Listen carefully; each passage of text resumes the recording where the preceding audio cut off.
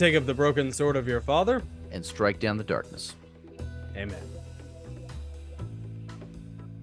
Greetings, everyone. I'm Jonathan. And I'm Nick. And we are the Goslings, a digital speakeasy of free thinkers, Christian authors, explorers of the esoterica, and general purveyors of buffoonery. That's right. We have an amazing interview and conversation for you. But if you would first, it really, really helps us if you would take up the broken sword of your finger, strike down that subscribe button, and while you're down there, tickle that bell. Yeah, give that bell a gentle caress, or keep your YouTube pin pan strong and smack that bell. Smack it like it owes you money. That's right. And if you've already done those things, well, first of all, thank you. But also, if you'd hit the like button, that would really, really help us because it shows the algorithm that you like this video and other people who have shared interests will also like it. That would help tremendously. Yeah, that's right. Leave a comment, share it with your friends, send it to your enemies, do all the things. That's right. Who cares? Who cares? And without further ado, here is this video's conversation and interview. We hope you guys enjoy it. That's right. Vertical punch.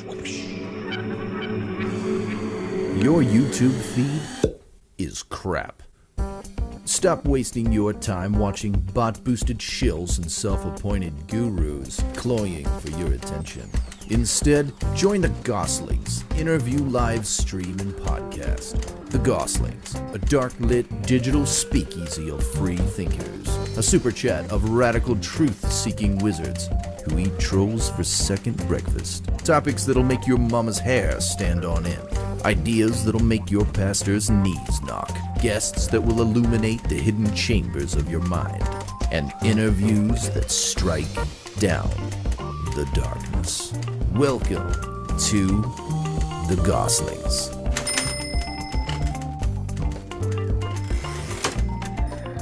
Derek and Sharon Gilbert. Derek, we've had you on the show a bunch of times. Sharon, this is the first time we've had you on. And this is awesome for us. This is a huge treat. You're both authors. You're both YouTubers and podcasters, travelers in the good way, not in the Patreon way that we just talked about. Tour guides. Tour guides, yeah. And we just spent probably, 45 minutes probably in the Patreon segment talking about some really cool things about technocracy and the perhaps real location of Sodom and awesome stuff. Yeah. By the way, tell Graham Hancock about that. You get that on the mainstream. You get that information under Graham Hancock's nose. And man, I think like you could really, it might be on Joe Rogan because of that. Actually, it wouldn't surprise me if he's read, because that stuff was all over the mainstream media. Was it? Okay, good. Yeah. I mean, when I was listening to you talk about that, I was like, that is as heady as information as anything I've heard about the pyramids. About the construction and the irrefutable weird. Yeah, it's really big. Yeah, it is big. That's big stuff. The brining, it was awesome. And anyways, we didn't even mention that according to Dr. Collins, and we've had the opportunity to talk to him about this, the most densest concentration of dolmens in the Jordan River Valley is at the base of the city of Sodom. Wow. So that's amazing. And the dolmens are burial mounds, right? Is that what a dolmen is? Dolmens are... Well, not quite. Yeah. There are very few remains that have been found at those structures, but they're all over the world. And I personally think that they are worship places where you would go and you would interact with the ancestors who are just demons and try to appease them. Yeah. Otherwise, they would haunt you. Yeah. And there are more of them in the Jordan River Valley, closer together than just about anywhere else on planet Earth. But as Sharon said, they're all over the world. They're in Korea, they're in Ireland, they're in the Caucasus. But they're here in the United States. Yeah, there are some here in the United States. But 25,000 in the Jordan Valley between the Dead Sea and Mount Hermon. The Golan Heights has about 5,600 of them alone. That's the ancient kingdom of Og of Bashan. The valley between Mount Hermon and the Sea of Galilee, through which the Jordan River runs, has got about 1,100. But there were about 1,500 of them at the base of the ancient city of Sodom. And when I asked the director of scientific analysis there, Dr. Phil Sylvia, how are they oriented? Because there's some archaeoastronomy that's being done in those now to see if these these megalithic structures, most of which have it like sort of a trilithon look, two big slabs of limestone with one across the top, like a little table, which is what the word dolmen actually means. Yeah. Were they oriented towards solstice or equinox or Like a mini Stonehenge, Constellation or- basically. yeah. Yeah. And he said, no, they're all pointed at the temple, the sacred district on the top of the hill of the city of Sodom. They're all oriented towards the temple. Oh, that's interesting. Interesting. That's Oh. really interesting. Mhm. And bear in mind that that city was continuously occupied from about 4000 BC down to the time it was destroyed around 1750 or 1700 BC. Mhm. So continuously occupied for more than 2300 years. I mean, from the time of, basically from Nebuchadnezzar until today, roughly Mhm. speaking. And by the That's a way, long time. By the way, you know that I write the Red Wing Saga, so that I have to read a lot of papers from the 19th century. And I think it was Josiah Porter or one of those sort of pastors turned antiquarian who was in that area in what is modern day Jordan. And the locals pointed to that tell and said that that was ancient Sodom. And there's a spring nearby, so it was well watered. And there were other tells that he picked out, and he thought that he could identify all 5 of those cities, because it wasn't just Sodom and Gomorrah that went down. 5 cities went down. Yeah. And the team from Trinity Southwest University has identified, I think, those same tells as the most likely candidates. Besides Sodom, you've got several others that are in the area that all show history of occupation until the Middle Bronze Age, and then nothing, just cut off. I would love to see what you guys and Gary Wayne could come up with if you got together about this new information and just sort of like put your heads together and talk Oh my about gosh, that. we know. love Gary. Yeah. We love him so much. We do too. Yeah, he's fantastic. He's Gary's fantastic. great. And isn't there and this is something Derek, I think you and I chatted about this briefly. Isn't there some kind of connection that you guys found between Mount Hermon and the subject of Sharon's Red Wing Saga series? Oh yes. One of the many things I had to research for, especially the first book, was history of Sir Charles Warren, because he was the the commissioner of the Metropolitan Police. So he was in charge of the Jack the Ripper investigation. He had to take the fall for it when nobody was arrested. They couldn't figure out who was doing this. Well, Sir Charles Warren had been in the military, he was in the army, he was an engineer. He loved mathematics, and he loved, just trying to figure out things like how high is this, how far is that, using trigonometry.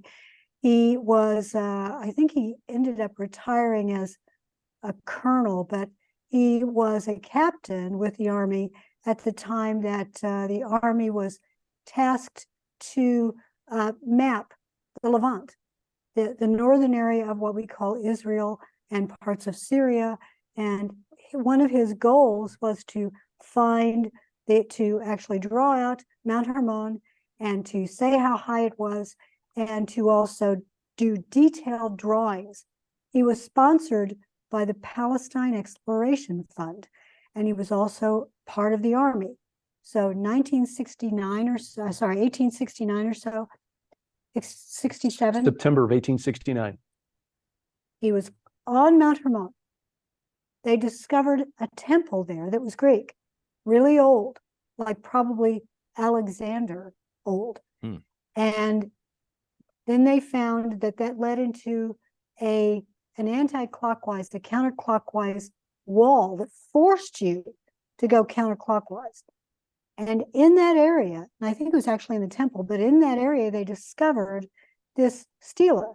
It was a very tall monument that was, I think, a foot thick and 4 feet high. 18 inches thick, 4 feet high, 18 inches wide, 12 inches thick, right, and 4 feet high. Heavy. Yeah. Heavy. And it wasn't local stone. From the top, it had apparently been brought from elsewhere. But on it was writing, and it was not transcribed officially until the 1910s. 1903.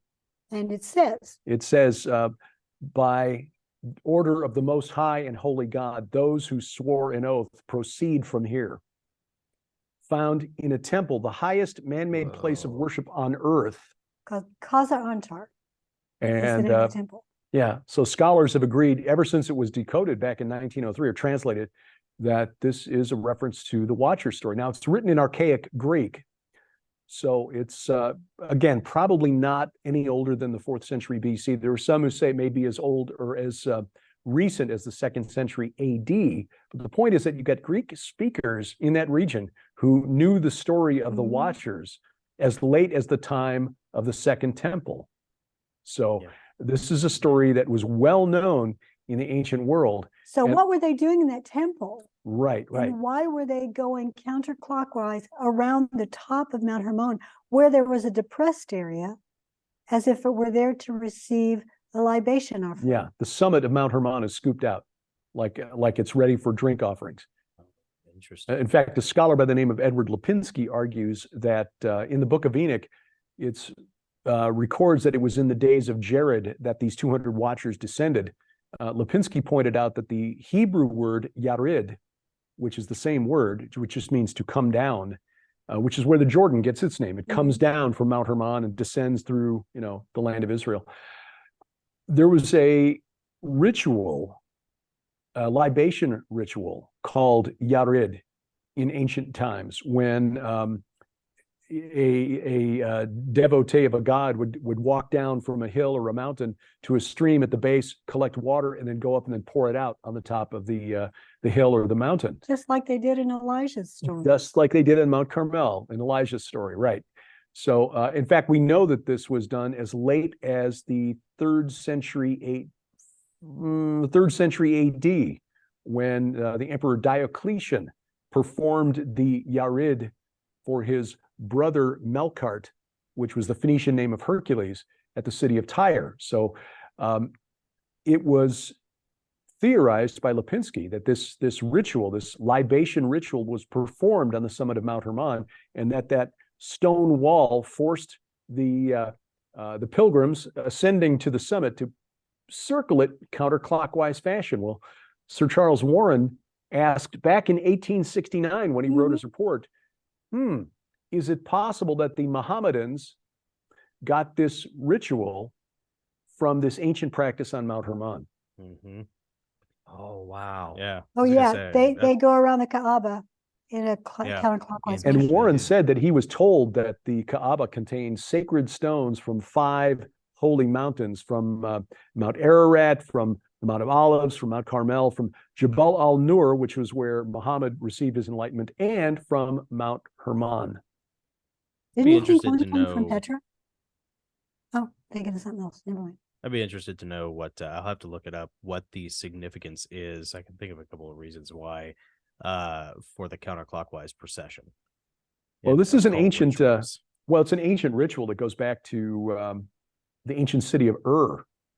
At least that's the earliest written record of it. But in the ancient city of Ur, which was a city sacred to the moon god Sin, it was known that during the Akitu festival, which was like a New Year's festival, the god was, carried out. The idol that gave the god locality was carried from his temple out to a special Akitu house outside the walls, and rituals and performances and celebrations. And of course, people had to bring in their tithes. But as part of that, apparently they would circumambulate the fields in a counterclockwise fashion to sort of raise a hedge of protection around the crops. So this is a very old thing. That dates back to about 2500 BC. Yeah, but why counterclockwise specifically? Is it good question? Yeah, that's my thing. Is that a flagrant, is that a rebellion against the natural order? Since clockwise, possibly, left to right is kind of just the natural order of things, or well, is there some that's other sort possible, of but you'll esoteric notice significance? that was it the Coriolis effect that causes the water to go down the drain one direction in the north, and in the southern hemispheric, it goes the other way. You're gonna make all the flat earthers mad, Sharon. I know. when we were, all our friends are so mad at us right now. When we were in the Golan, with Dr. Mike Freakman, who's done the most recent excavations at Gilgal Rephaim and at the Serpent Mound of Bashan, both within the last 15 years. He told us that his mentor, Yossi Garfinkel, who did a book years ago on the art of the prehistoric era and what it could tell us about people who lived in the prehistoric world. And he said that 80% of the human depictions in ancient art showed them dancing. And are you looking to actualize your inner Leonidas? Are you looking to find something for the Spartan in your life? Look no farther than Jardani Jovanovic. Jardani Jovanovic hair and skincare products made by real men for real men. Or as I like to say, be as sexy as you are deadly. Give 007 a run for his money. Awaken your inner John Wick with Jardani Jovanovic hair and skincare products. Oh yeah, Very cool. Well, let's get to our patron question. Yeah, let's do the Patreon question. Tim, one of our patrons, asked, and this is kind of long. I'm going to read his whole thing, and then I'll let you guys take a stab at it. He says, how much do you think that the political leadership / issues that we're seeing are a demonic fire and forget versus a physical interaction between principalities and other fallen angels? Okay. Do you think that they just interact with the very top and everyone else is a useful idiot? Or do you think these guys manifest at Davos and give their guidance? Well, if what you mean by manifest at the very top, if you mean that they would only interact with the very top echelon, you mean? I think that's what he means, yeah. I think they would start with them when they're young. I think you have to, it's like if you ask anyone, how do you change the political structure of our country? You start with school boards. And then you go to city, municipalities. You start small. You start when a child is young, you teach him. I think that, and we could get into SRA and all of that, but I think that many of these individuals were receiving visits, instructions, deal making as they were growing up, and especially as they got into the early years of their political careers, because the leaders of this world didn't start out as presidents. They started out as local politicians. Yep. Yeah. What do you think? Get them well, and I think they figured out the pressure points too, which is why so many district attorneys here in the United States have been have had campaigns funded by George Soros and his Open Society initiative, because they've realized that because of the latitude that a district attorney has in deciding which cases to prosecute, they can fundamentally change society by just deciding which cases to prosecute and which others to dismiss and throw out. Do they manifest at these meetings like Davos and issue marching orders? I don't know that it's quite that overt. I think that they're probably a lot sneakier than that. A lot of these people, even George Soros, he may truly believe he is working for the betterment of humanity as a whole. And just, I know that Klaus Schwab of the World Economic Forum looks like a villain from Central Casting, but dude, he looks like the bad guy from Bill and Ted's Bogus Journey. Oh, he really he just needs a white cat to stroke. Yeah, like Dr. Evil or Blofeld. Yeah, Blofeld. But he may truly believe that he's working for the betterment of humanity and just not realize that he's being whispered to by some entity that is giving him ideas. He may think these are all his ideas, and so I don't know that there's any secret, really. These secret dark meetings. I'm sure that there are some of those that go on there. It's just we don't know what we don't know, and so we choose not to speculate. But we do know that we are told in Scripture to be wary of doctrines of demons, and we see that the policies that are being promoted by many of these globalists are literally inhuman. I mean, on the one hand, they want us to adopt all of these green energy initiatives, and on the other hand, they're blocking all of the infrastructure that would be needed to make possible these green energy initiatives. Absolutely. Eat the mystery meat, but also don't eat real meat. Oh, wait. Don't Yeah. doctrines of demons. want you all to drive- abstain from consuming meat. And please don't take a Vegetarianism is a photograph. doctrine of demon. Don't take a photograph of me sitting here eating this nice sirloin steak. Yeah, we want you all to drive electric cars, but we don't want Uh-huh. you to produce enough electricity to power the electric cars, or to have the high voltage lines that will carry the power to the places where you need to recharge your electric cars. It is literally an inhuman agenda, and it's very Western, very Eurocentric, actually, when you think about it. So we've got our nice little society here. We live in our 15-minute city where I can walk and get my latte, my half calf double latte or whatever. But the people in Africa, to protect the planet, we need to keep them living in mud huts without power, digging out that lithium. Yeah, exactly, and keep digging the lithium and the cobalt. Yes, cobalt. So yeah, it is literally an inhuman agenda, and so I think we just know them by their fruits. We don't know, we don't have those special glasses from They Live where we can see the demons when we're looking at them, but we can see them by their fruits. And we can pray for them. Yeah. It's really easy, again, to get caught up in anger because we see what's happening to the world. Yet the Lord told us these things would be happening, so we shouldn't be surprised by them. He prepared us by telling us, so let's start praying for the people that are in these positions. Even if only one of them accepted Christ, wouldn't that be wonderful? Yeah, it would be. Yeah, it would be.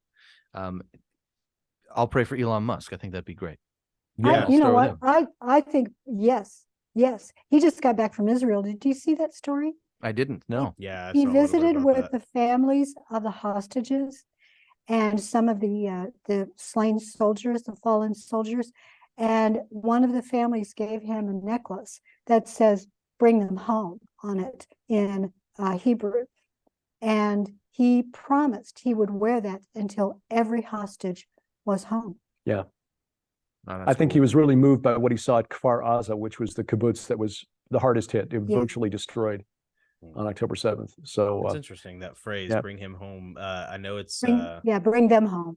Oh, okay. I was gonna say there's a Greek phrase for that, anakalestion, I think. Ah, that's interesting. It's bring him home. I learned it from Stephen Pressfield's books. So I just thought it was, a song from, a musical. It could be. Right. I don't know. Old Uncle Steve may pull the fast one on me. It's from Les Miserables. Oh, okay. Gotcha. I'm going to choose to believe that it predates. Well, Well, you guys have organized some really great trips and tours of the Holy Land in the past. How, and I'm sure you've have a lot of relationships with people that are over there. How has this whole war in Gaza impacted you guys personally? Well, it's been hard to see friends of ours, people who we know personally, who have been called up into the reserves. The archaeologist that we mentioned, Dr. Mike Freakman, is now carrying a weapon instead of a trowel.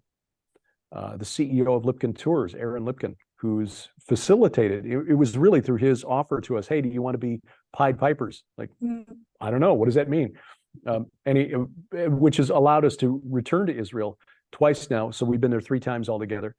He is now also in the reserves, and not to insult Aaron, but he is years past prime fighting trim. Yeah. So, but he's being called upon to do what he does best, which is operate a drone. Yeah, operate a security drone that will monitor the area around the village where he and his family live for incursions. So they're taking advantage of his skill set. But there are thousands, tens of thousands of stories like that around Israel of men and women who are no longer in their 20s, who have been called up into this fight, and people who are living well away from the border with Gaza, well away from the northern border, where we visited a couple sites connected to the Book of Enoch. We visited a place that we believe is Avel Ma'in, mentioned in the book of First Enoch, where Enoch delivers God's judgment to the weeping watchers.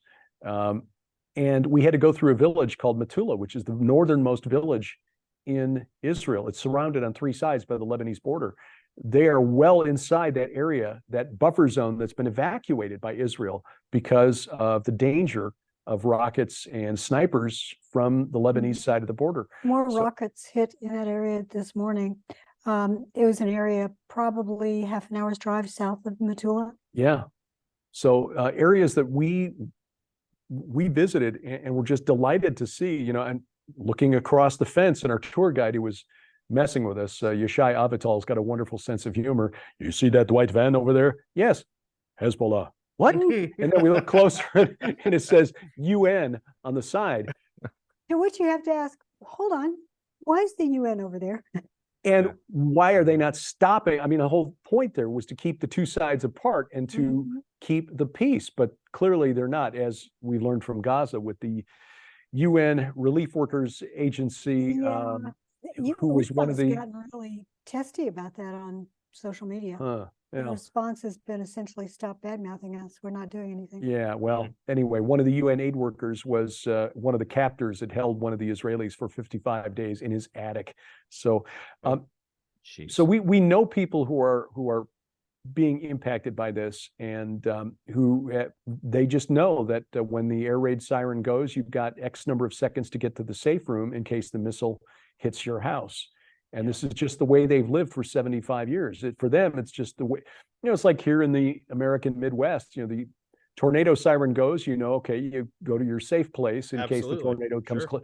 It's just, but you get more warning for those than you do with those missiles, especially when you're living close to Gaza or when you're living close to the Lebanese border. You may have as few as 15 seconds to get to your safe room.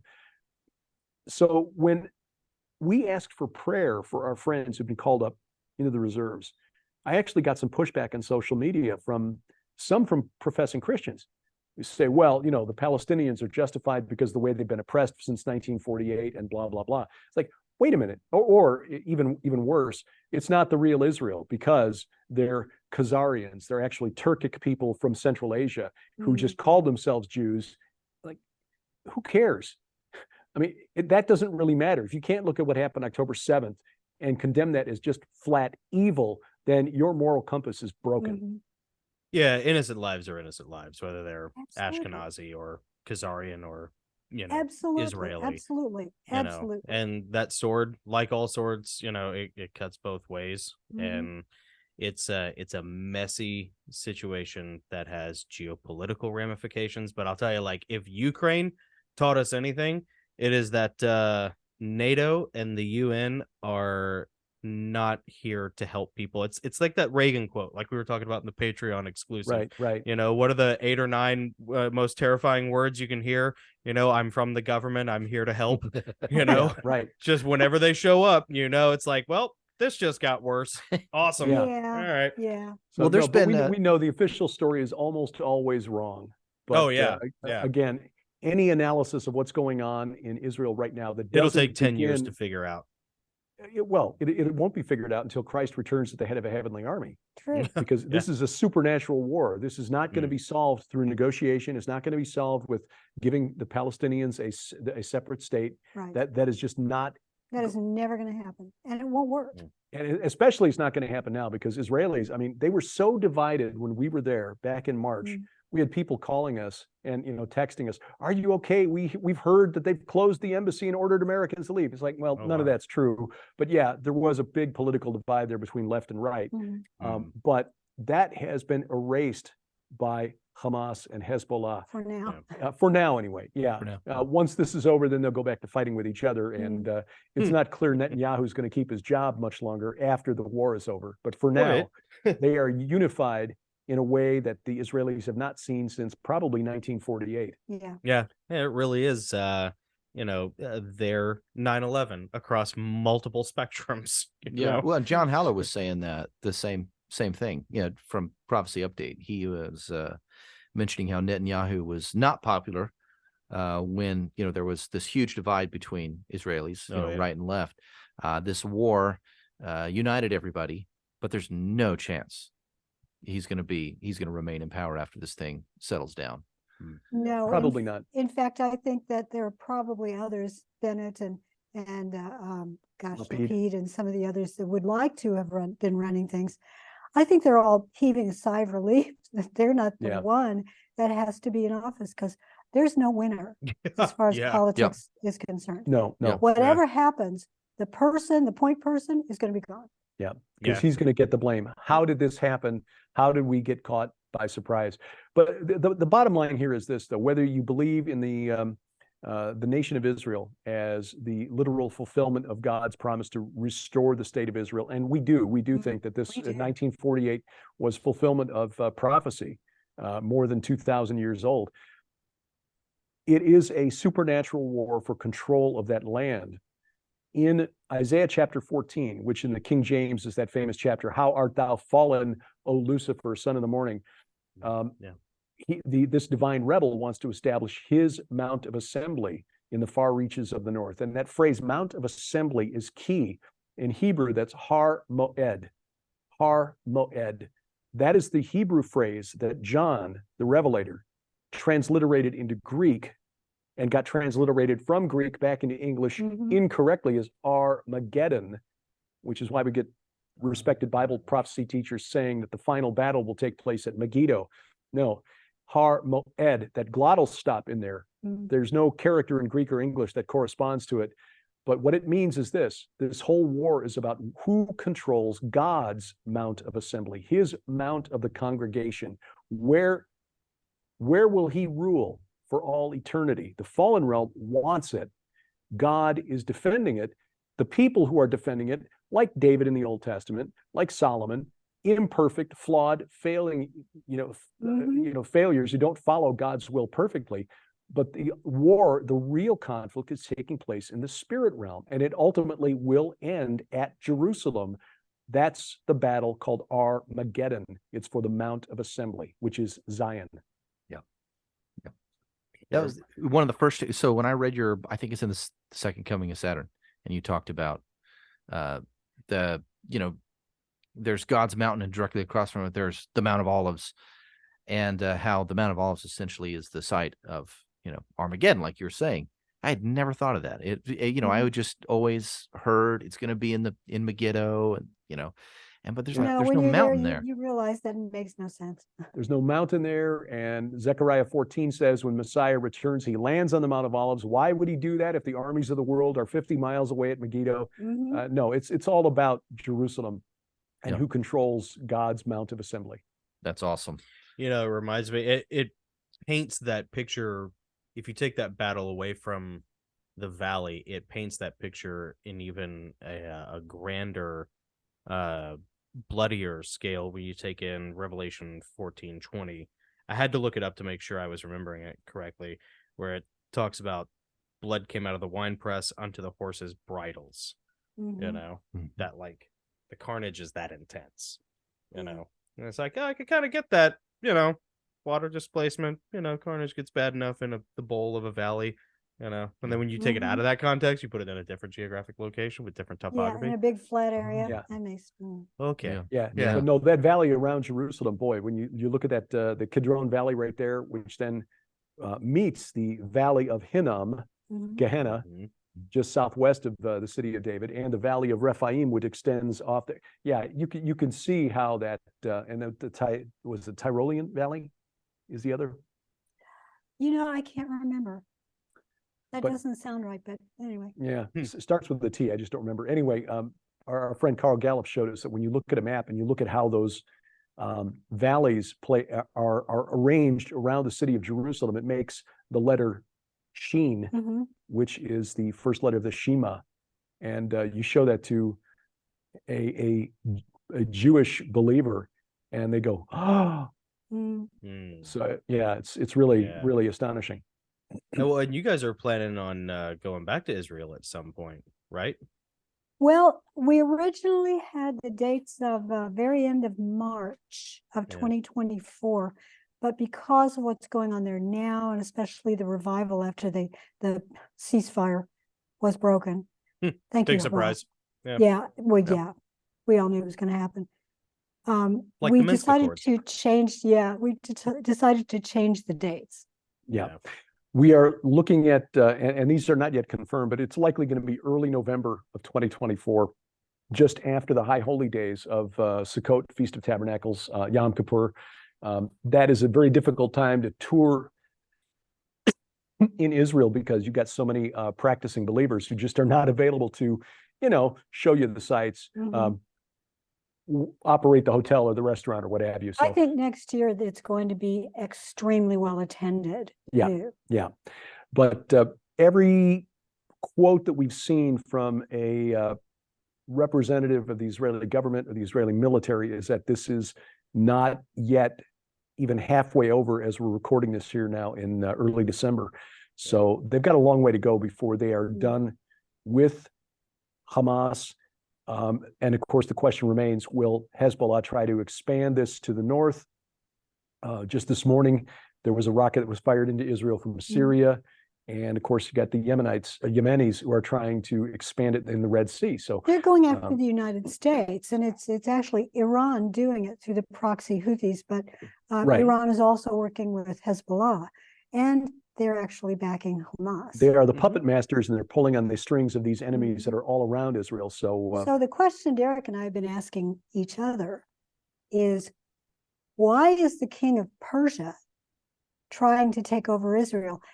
And who is the king of Persia? or the prince. The prince, Yeah. sorry, Mm-hmm. the prince. He Yeah. thinks of himself as a king. Well, right. But the leader, the spiritual God, the fallen entity, and in this case, there would be a watcher class entity Mm-hmm. who is in charge of Persia. Yeah. He's powerful enough to delay an angel. Yep. So Mhm. And one of the Yes, most powerful exactly. archangels. Yes. Yeah. It is. I think a common misperception among Christians, the 40% of us who think that Satan is real, that Satan is the supernatural enemy of God. He is one of the supernatural enemies of God. Right. Mhm. yeah. Jesus made clear that he is a kingdom, and he certainly leads the rebellion in the end times, according to the book of Revelation. But there are others out there, and we think that they are jockeying for position. Yep.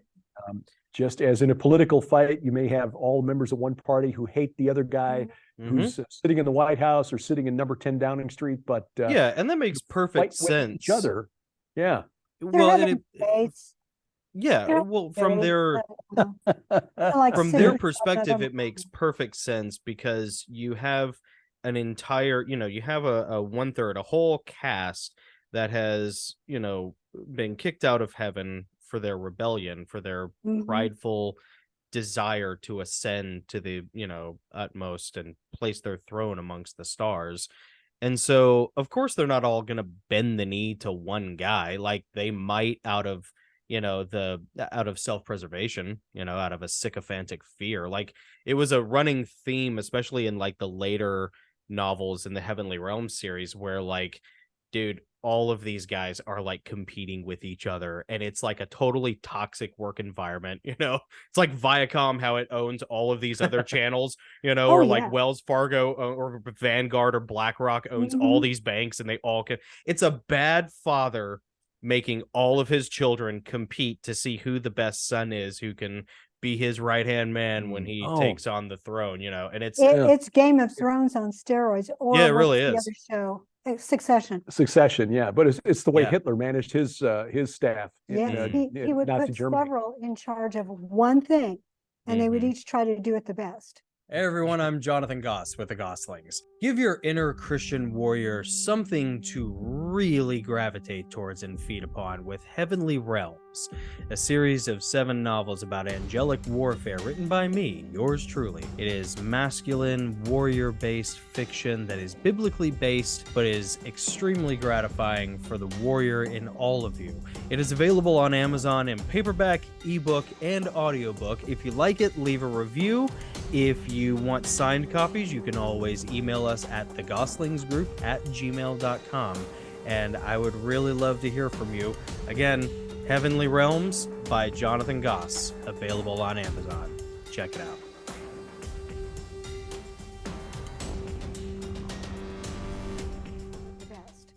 Best. By cutting the throats of the others. Yeah. Yeah. Wow. So yeah, I think so. The spirit realm is a lot more complicated than we've been taught. Mm-hmm. So yeah, the Prince of Persia would be interesting to know who he is. Mm. The Prince of Greece that was mentioned in Mhm. the book of Daniel, we think is probably the character that we know as Satan, the storm god, Mm. because Mhm. that character was the king of the pantheon. Well, going back to ancient Mesopotamia, he was the king of the pantheon for the Canaanites, for the Mhm. Hurrians and Hittites in the north, for then the Greeks, then the Romans. And I think as political power shifted further west, he just kept moving west. And so I would suggest he's the Prince of the United States. I mean, Yeah. the U.S. Capitol is named the Capitol because that was the Capitolium was the name of the Temple of Jupiter, just the Roman identity of this character. So they named the Capitol for the Temple of Satan, essentially, in Rome. I mean, that makes perfect sense. We talked to Gary Wayne about it, I think 2 or 3 interviews ago, about the geomancy of DC and, the occult, the Bavarian Illuminati, the French Enlightenment, but it all traces its roots back to the esoteric mystery cults, which are all Luciferian, satanic, whether it's Kabbalah or whatever it is that existed in the Garden of Eden. It all runs its roots back to It's that. very, very old. Well, and one thing that I wrestled with a lot, or toyed with, I guess, in the Heavenly Realm series is if you're a principality, if you're the Prince of Persia, if you're the Prince of Greece, is that an entity, a specific character, a specific fallen angel, or is that a title like a commander in chief or like a rear admiral? And like, That's a really good question. And that's kind of how I treated it. Like, I think the Prince of Persia was a specific fallen angel, or it may have been the Prince, the son of Satan, which was like a total fabrication I did, just for fun. But like, but the Principality of Greece was like 3 different fallen characters, and they're all kind of like buddies. They were like, yeah, I had it during the, the time at like the first guy, it was this character named Argo, and he had it during the time of Achilles in the Trojan War. And then when his star faded, his twin brother Lake took over, and he was the Principality of Greece during the time of Thermopylae. And then they got beaten out by when Alexander the Great started to take over, by this other fallen angel who came in and sort of kind of like ousted them, and then it got handed over to another guy who was like, so it's like a position that's like changed hats. It's like, oh yeah, you had it during that time. Oh yeah, I had it during that time. Boy, my time would have been a lot easier if you hadn't have like screwed that up, So I don't know. It's but who knows, man? It's such a but there's a speculation happens, speculation that because the what we take as the proper name Satan is actually a title, both in the Hebrew and the Greek. It is Ha-Satan or Ho-Satanas. It is the Satan. The question arises, is that character the same all through history? Or has that office, the adversary, been held by different characters throughout history? Yeah. There seems in fact, to be in the Dead Sea Scrolls, there are a couple of prayers among the Dead Sea Scrolls where it's plural. Oh Lord, protect us from the Satans. Well, and is that like a generic or colloquial term, to refer to, this host of fallen? Or is there are times in the Bible where, especially with Job, and then I guess in Isaiah, when he talks about walking amongst the fiery stones, where it does seem like they're referring to a specific character, a specific entity. But yeah, you think about that sometimes, like, okay, is this a collective thing where sometimes it's Shem Yaza, or sometimes I don't think it's Shem Yaza, but I do think that Satan, as we call him, is now one entity. Yeah. There may have been a contest to see who got to be the top dog, but I think now there is a top dog, and he is he promised, we have a theory, and it's not ours alone, there are others who think this, that Satan, if you want to call him that, at the time he was probably going by who knows what name. I mean, it's just his job title. So made a promise to Shemyaza, look, if you get in there and you create a nice army for me, if the creator, if Yahweh does anything to, if you put you in jail, I'll get you out. Yeah. Don't worry about it. You do this for me, I'll do that for you. Yeah, we'll break you out, and it'll be great. That was always knowing that he was going to get tossed into prison, and it's like now suddenly he's got an army that he didn't have to go to Tartarus. It's a nice little coup d'etat that he pulled. Right. Yeah. If you think about what we see in the first Enoch, it says, I don't know that you guys are really going to go through with this. That's why they had to swear the oath. Yeah. Nobody gets to back out now. Yeah. Yeah. Well, and once you create that army, I mean, that's such a you know, and it's something I've wrestled with. The Nephilim spirits are such a tragic bastardization of angelic and human spirit. Like, what do you do with that? Do they have souls? Do they not have souls? Can they be redeemed? Can they not be redeemed? Where do they go? And then it's one character. I have a character named Theseus, who's actually Theseus from the legends, from the myths. He's in the Red Wing saga, and he has a conversation with Charles, who is the main character, and Charles tries to convince Theseus that he's entirely wrong about everything. His concept of God the Creator is wrong. His concept of the plan of the Nephilim and their daddies down in Tartarus, and the fallen angels who came in post-Babel, that their plans are all wrong, that they will all end up on the wrong side of victory. They will be the losers, and God will be the winner. And Theseus, who presents himself as, I'm better than any of them because I have hybrid vigor. I'm better than an angel. I'm better than a human. I can see both sides. He starts to wonder. And I only do that because it does sometimes, if you have compassion at all, to realize they weren't supposed to have a spirit, they weren't supposed to have a soul, and yet somehow they had one because it was freed when their bodies died. So what is what is it about them? Are they entirely past redemption? If one of them could ask, how can I be redeemed? Is that the point? I don't know. I don't either, but as a writer, it's something that's worth exploring as a thought experiment, for especially to provoke, you know, in the technical term of prodding with a pointed stick, you know, to provoke other Christians to think about, and just people in general, I guess, to think about your cosmology and what you think of salvation and what you think of God, and is there hope for you? Because it's like, dude, Christians will argue over whether or not your dog winds up in heaven. You know, or like you'll have these Christians who will be like, well, I mean, my dog might be there, but these Nephilim, nope, they're all gonna burn in hell forever. It's like, well, dude, like the Nephilim, they didn't ask to be Nephilim, so like, what do you do with that? You know, and whatever your answer is fine. But well, you're exactly right, and I think that's one of the beauties of writing fiction. Not only is it a really good way for some people to learn, they learn better through fiction than they do through nonfiction. I do. But it also allows for, that thinking outside the box and asking a lot of questions. Derek does it in his fiction too.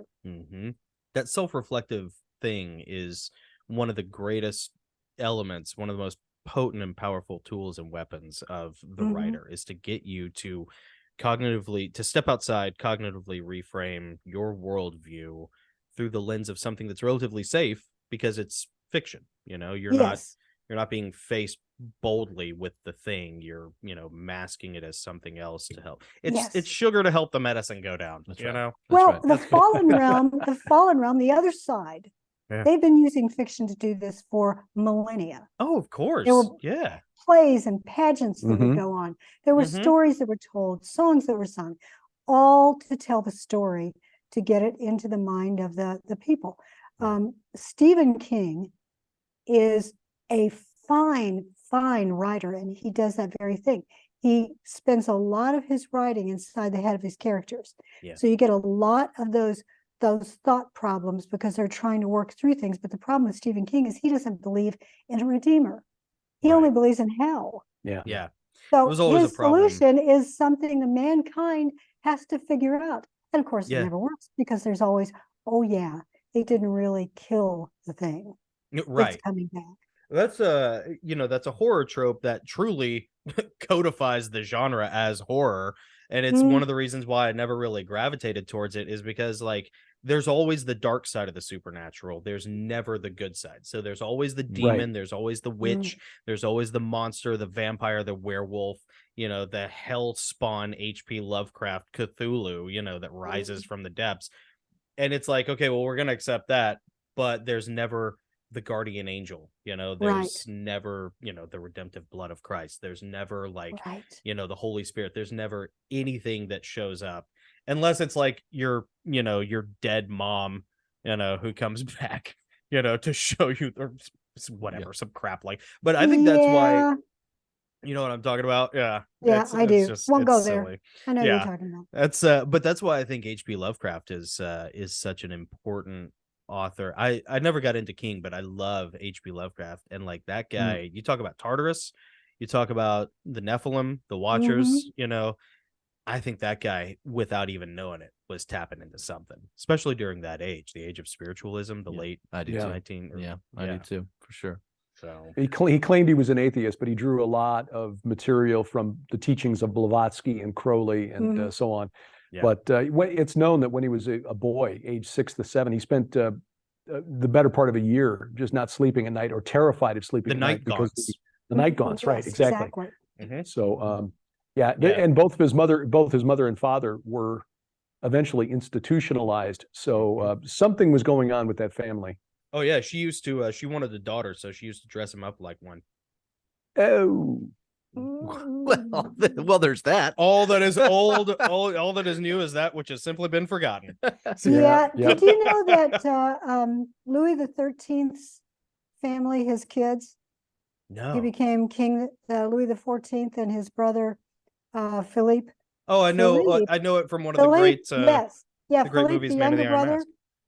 The younger brother was dressed as a girl when he was a boy because No kidding. the mother and the dad did not want the younger brother to ever try to take over the kingdom, because Right. Louis the 13th's brother had tried to do that. Oh wow. So if he kept the younger brother sort of girlish, Mm-hmm. he'd never be a soldier and want to take over. That must have been why they cast Leonardo DiCaprio in that movie. Then. Yeah. Agree. Guess I what gotta we agree ever having on the show? Ooh. Well, guys, it's been awesome. I know we've kept you a little over I know, I'm sorry, we're the bad about already that. agreed upon hour, but We're time vampires. we are, yeah, exactly. But I have two quick questions before we wrap everything up. First of all, tell us what you guys are going to be doing this coming April. Well, we're going to Dallas because we're not going to be in Israel. We are going to Dallas for the Hear the Watchman conference called Prophetic Signs in the Heavenlies. Oh yeah. Because it coincides with the total eclipse of the sun that will be visible from Dallas on April the 8th. That's a Monday. The conference goes Friday, Saturday, Sunday, and people want to stay in Dallas can, from the comfort of the hotel, join us there as we watch the total eclipse. We were with the Hear the Watchman family as the total eclipse crossed Idaho back in 2017. So we were there for that total eclipse. We will be there for this one. I'm going to be speaking on the Valley of the Shadow of Death. Very, very appropriate, I think. Yeah. Speaking of shadows, we think we have identified the location of it, that it is a real place, that Jesus signaled it with where he began his ministry, with where he declared his divinity, where he was baptized. Some of his most prominent miracles took place in that region, like the walking on the water, the feeding of the 5,000, things like that, all taking place in that general area between the Sea of Galilee and Mount Hermon. Why? Because of the long supernatural war against these spirits called Rephaim, called Nephilim, called demons. Awesome. That's awesome. Well, it'll be interesting to see what happens on April 8th, like we were talking about before. It's fun to watch. You guys were talking about how the path of this eclipse crosses, it's perpendicular essentially. Crisscrosses the path of the 2017 eclipse. And where they cross each other, kind of like the spot that the X marks on the map, is like some place I've never even heard of in, what was it? Illinois, Missouri? Southwest Illinois, yeah. It's near Carbondale, Illinois. And I made a joke that because the well-known actor John Malkovich actually comes from a small town called Christopher, which I only know because I had to visit Christopher for business on a regular basis. One of our good customers was in Christopher, Illinois. But Malkovich being sort of a very definitely a unique character with a very definite style to his acting. I was like, maybe there's some connection between Malkovich and being John Malkovich and that X falling right over. You know what it is? You know what it is? It's not Charles III. Yeah. It's John Malkovich is the one with the charisma. He's the Antichrist, guys. John Malkovich. X marks the spot. Christopher, Illinois. He played a pope in some recent film, didn't he? He did. I think he did. There you go. Yeah. Hmm. Signaling, telegraphing, I see there. Yeah, nudge, Yeah. nudge, wink, wink, say no more. Say no more, say no more. And finally, I know you guys have been really excited about this. Your set looks great. Tell us about the new barn. Oh, thank you, thank you. Well, you know, we can't take you on a tour of the barn since we can't get up from this spot, but it's an incredible building, 30 by 40, because of many of you out there who are kind enough to help us out with your prayers, your encouragement, and your finances in many cases. We were able to pay cash for everything. Yeah. So about That's great. $40,000, I think, total. About that, yeah. We the building came with the property. We didn't go looking for a home with a 30 by 40 foot shop building Not at on all. it. But it was, yeah. And for 8 years, it basically was just a parking place for our yard tractor. And a place to store Yeah, old extra furniture and things. and stuff. But we really began in earnest in April when we got back from Israel, cleaned it out, got the excess furniture donated to the stuff that was usable. The stuff that was not is now, you know, off somewhere filling a landfill somewhere.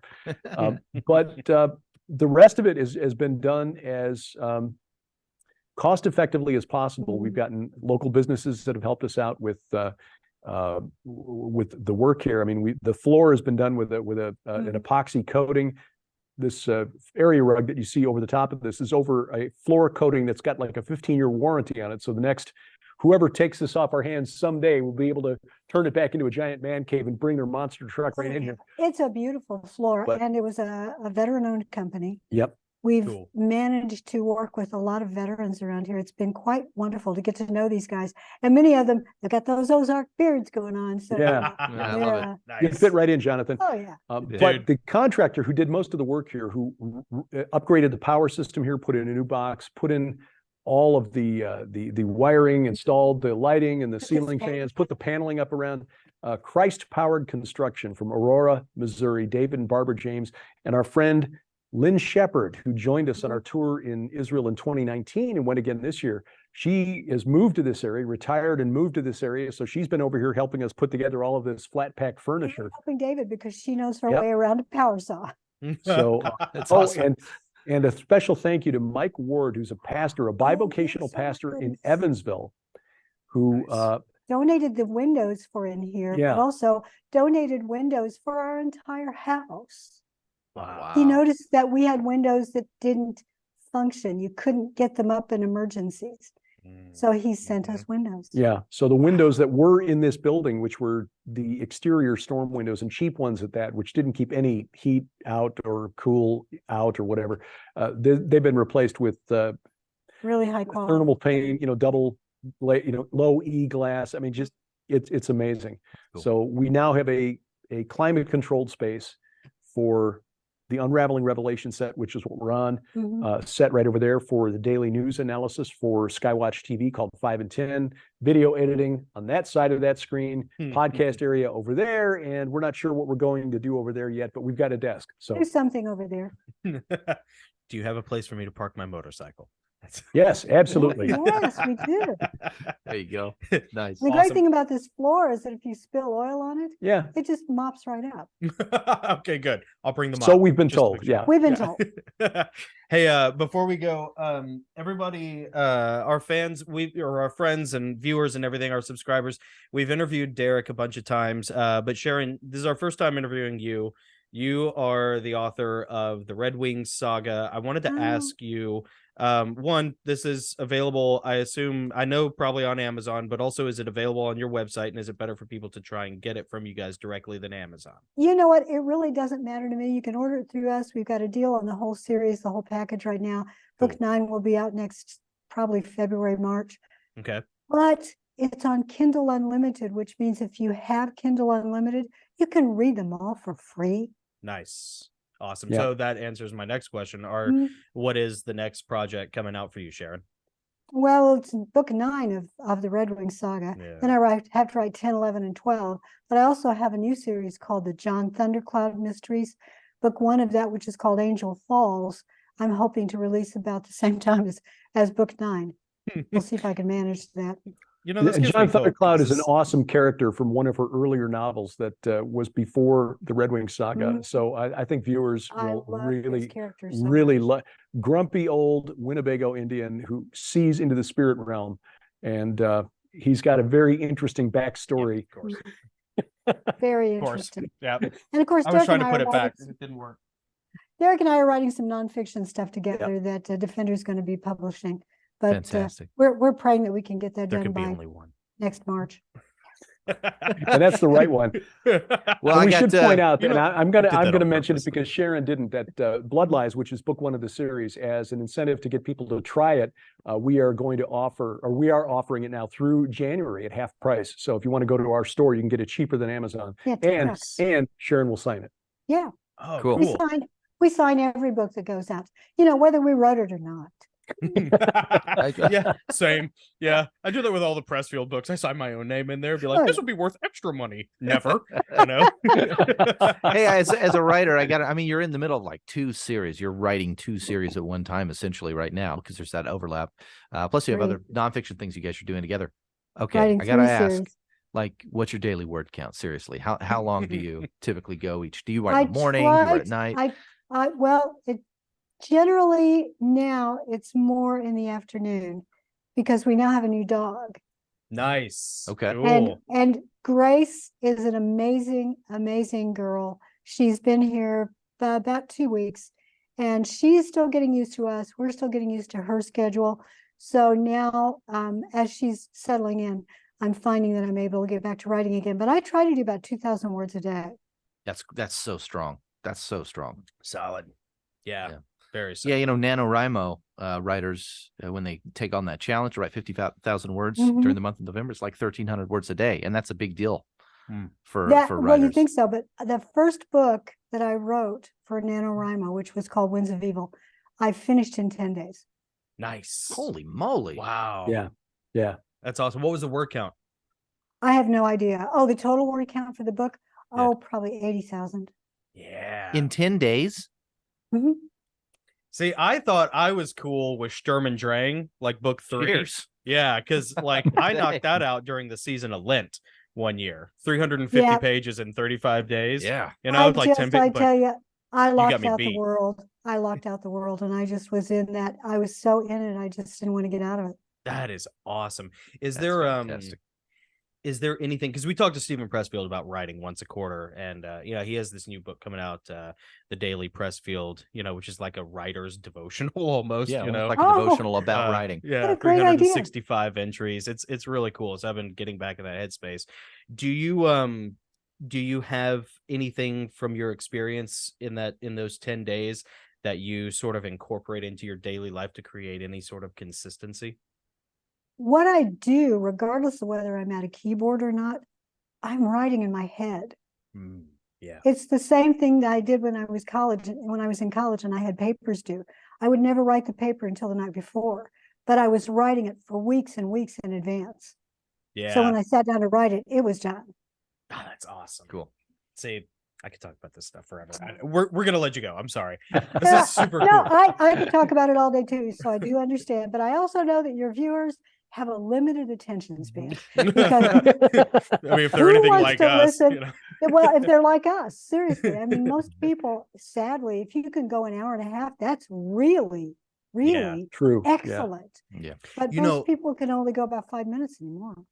I'm trying to remember who it was I was talking to, whether it was my friend Will or maybe it was you. I was talking to somebody about the attention span of the average like Zoomer these days. Oh, The average Gen Zer when they go to the Mhm. movies.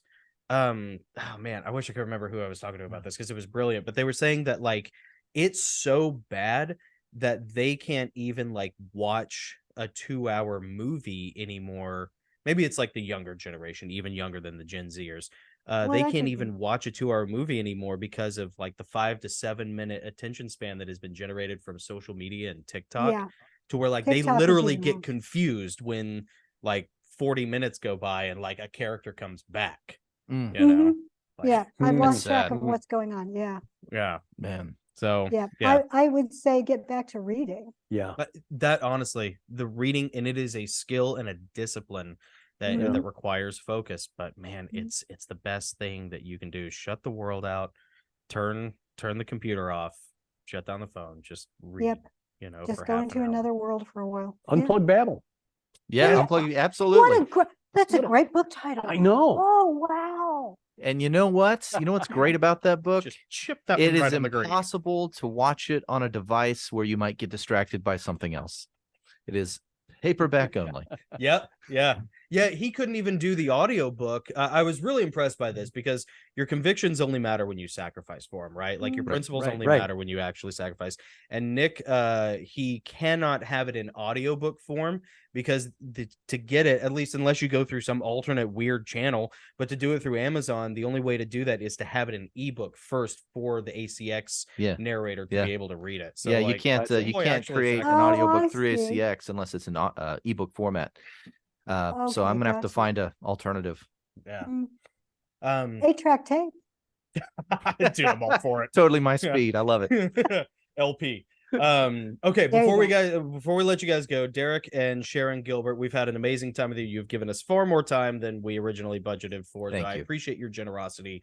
The motto on the Goslings is take up the broken sword of your father and strike down the darkness. What I try to do with all of our guests is any words of wisdom, parting words of wisdom for our audience that they might go forth and strike down the darkness.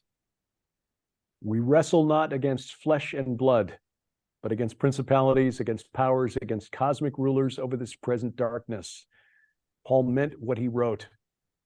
Understand and see. Amen. I love it. Amen. I love it. Not to put I you on the love spot. The one thing I would say about that is to remember that that is primarily an admonition for a defensive posture. Mm. The Lord is the one who he actually takes that sword out because it's his sword. But if we do have moments where we have to be on the offense, then you need to memorize scripture. So start with that one. And then start memorizing scripture that you can use in the spiritual battle that you know is coming. Yeah. It is coming. If you've not met it yet, you will. Yeah, very true. Very true. I think that's the strongest. Those are the strongest answers we've gotten to that Yeah, maybe. ending question yet. Yeah. That's good. We win. Good stuff. We win. Win the prize. I love that, by the way. That's awesome. All right. Derek and Sharon, thank you so much for joining us. This has been a real blessing for us. We really Thank appreciate you. you guys' time. We It's enjoyed been it. so much fun. Thank you. We had All a right. great time. Thank you very much. God bless you guys. Merry Christmas. If we don't talk to you Yeah, before. Merry Christmas. Oh, Merry Likewise. Christmas to you. All right. See you later, guys. Bye. Bye-bye. Hey guys, if you're enjoying this conversation, you like this interview, and you want to hear some more of it, including some down and dirty stuff we're not allowed to say here on YouTube, head on over to patreon.com/The Goslings, sign up for one of our tiers, and enjoy some exclusive content. That's right. And remember, keep it cool. And these are interviews That strike down the darkness. That's right, baby. A vertical punch.